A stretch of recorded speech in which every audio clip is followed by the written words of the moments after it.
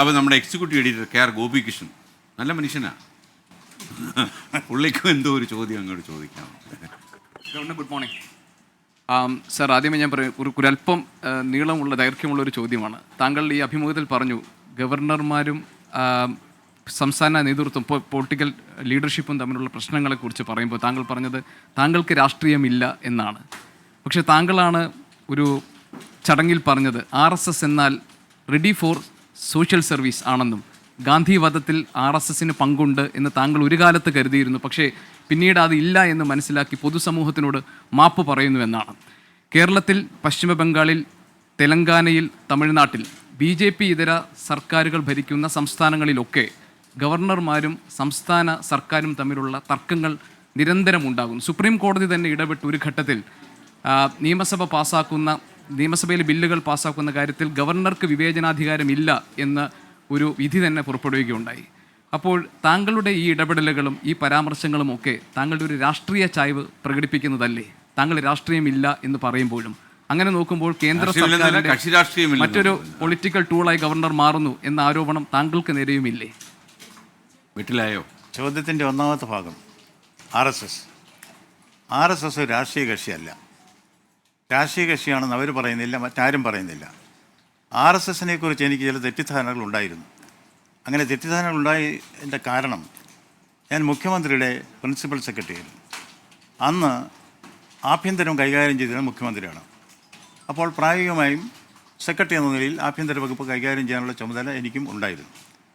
അന്ന് രഹസ്യാന്വേഷണ ഏജൻസികളുടെ റിപ്പോർട്ട് എല്ലാ ദിവസവും കേൾക്കുന്നത് ഞാനാണ്. അതിനുശേഷം പറയേണ്ട കാര്യങ്ങൾ മാത്രം മുഖ്യമന്ത്രിയോട് പറയും. അന്നൊക്കെ RSSനെ കുറിച്ച് വളരെ വിചിത്രമായ, വളരെ വളരെ നെഗറ്റീവായിട്ടുള്ള അഭിപ്രായം വരുമ്പോൾ ഇത് ശരി എന്താ എന്നെനിക്ക് അന്വേഷിച്ച് കണ്ടെത്താമായിരുന്നു. പക്ഷേ എന്തുകൊണ്ടോ എൻ്റെ മനസ്സിലും RSSനെ കുറിച്ചൊരു വിരുദ്ധമായ അഭിപ്രായമായിരുന്നു അന്നുണ്ടായിരുന്നത്.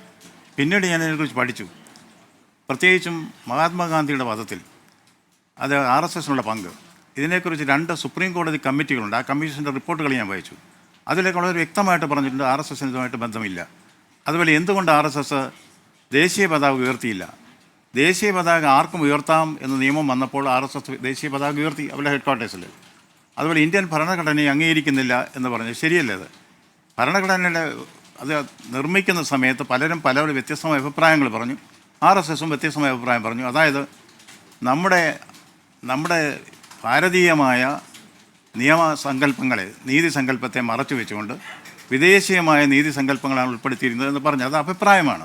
പക്ഷെ ഭരണഘടന വന്നതിന് ശേഷം RSS ഭരണഘടന അംഗീകരിക്കുകയുണ്ടായി. അപ്പോൾ തെറ്റിദ്ധരിക്കപ്പെട്ട ഷേക്സ്പിയറിൻ്റെ കഥാപാത്രങ്ങളെക്കുറിച്ച് പറയുന്നത് more sinned against than sinning, അങ്ങനെയൊരു സംഘടനയാണ് RSS എന്ന് തോന്നി. അത് ഞാൻ തിരുത്തി. ഞാനതിൽ ഉറച്ചു നിൽക്കുന്നു. RSS ready for selfless service എന്ന് പറയുന്നു. അത് ഞാനിപ്പോൾ ഇതിൽ ഉറച്ചു നിൽക്കുന്നു. 2, രാഷ്ട്രീയം ഇല്ല എന്ന് പറഞ്ഞാൽ കക്ഷി രാഷ്ട്രീയമില്ല എന്ന് അങ്ങനെ പറഞ്ഞിരുന്നു. ഞാൻ എൻ്റെ രാഷ്ട്രത്തെക്കുറിച്ച് ചിന്തിക്കുന്ന വ്യക്തിയാണ്. എൻ്റെ ഒരു പുസ്തകത്തിൻ്റെ ടൈറ്റിൽ തന്നെ രാഷ്ട്രീയം എന്നാണ്.